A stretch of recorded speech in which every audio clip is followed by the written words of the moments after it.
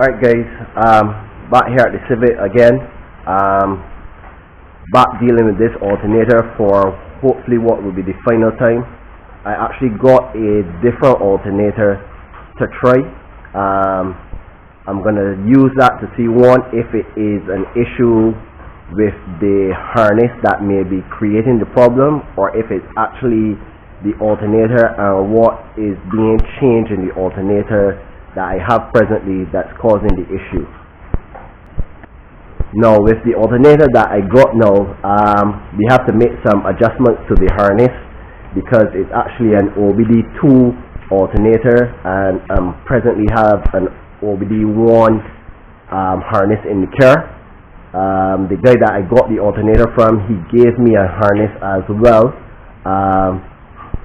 so we can get the clip off of that harness to just splice into my existing harness for now.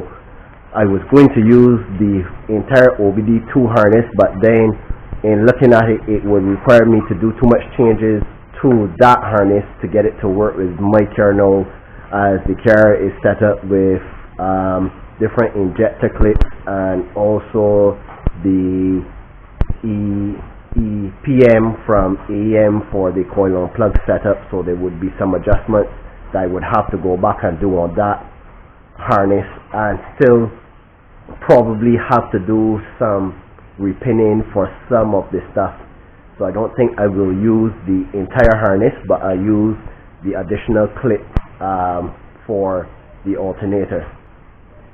This is the new alternator, and as you see, the plug is a 3-prong plug with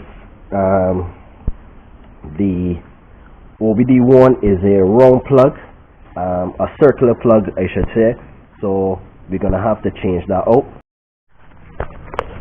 Okay, so this is the plug from the OBD1. As you see, it's circular, so we're gonna have to change that out.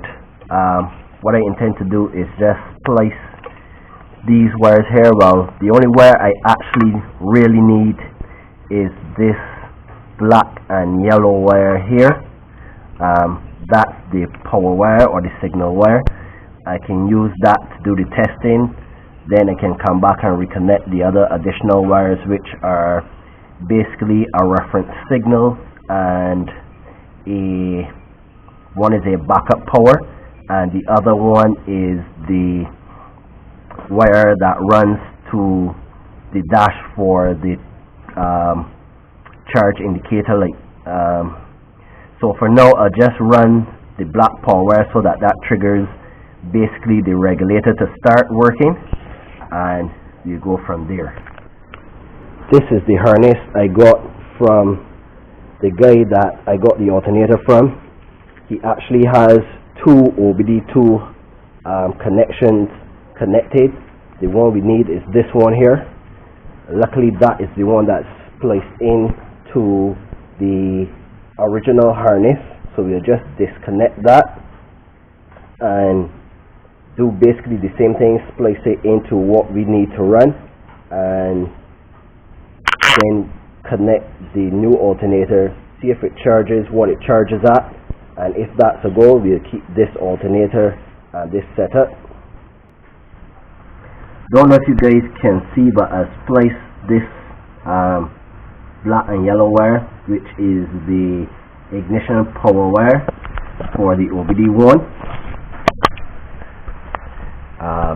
What I'm going to do is take this red wire now and basically splice it into that black and yellow wire.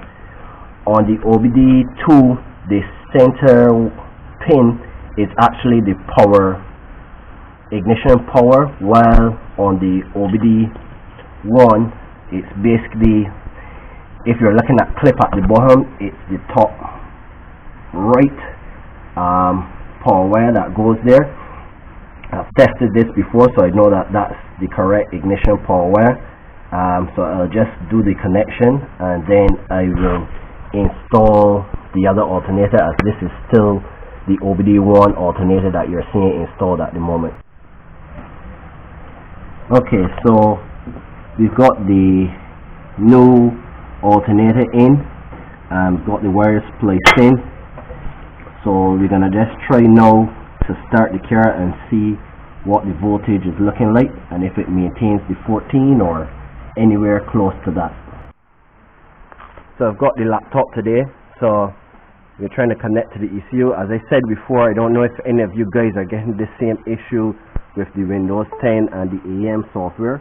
For some reason it takes a while to sync with the computer. You have to literally plug out the computer and plug it back in for it to work. I'm just looking for the area where I have battery voltage. Actually, I just add it here. Insert a channel here. Look for battery. We do the battery voltage. So now you're seeing it's saying that the voltage is 12, so we'll start the car, see what happens after that. It's dropping now obviously because I have the ignition on and the car not started, but we'll go around, try to start the car.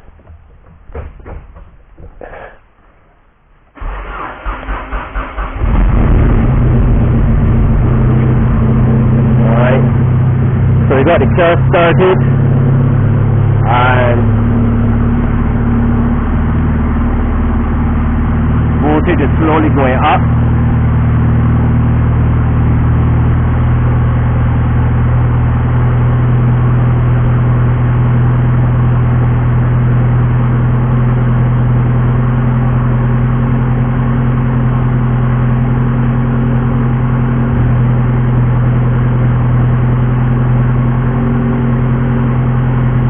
It's at 14.4, 14.3. I guess the regulator is now on and just trying to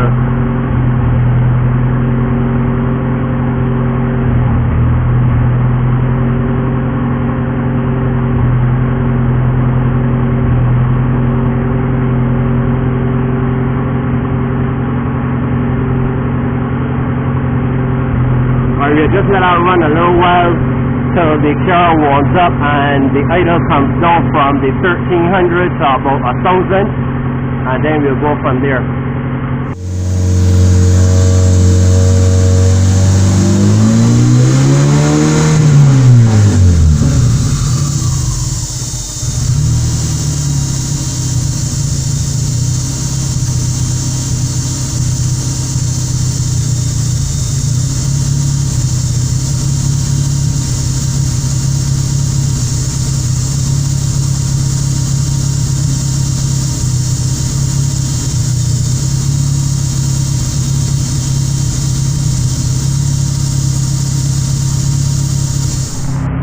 Alright guys, as you saw before, I tried the other alternator and basically that was doing the exact same thing as my alternator.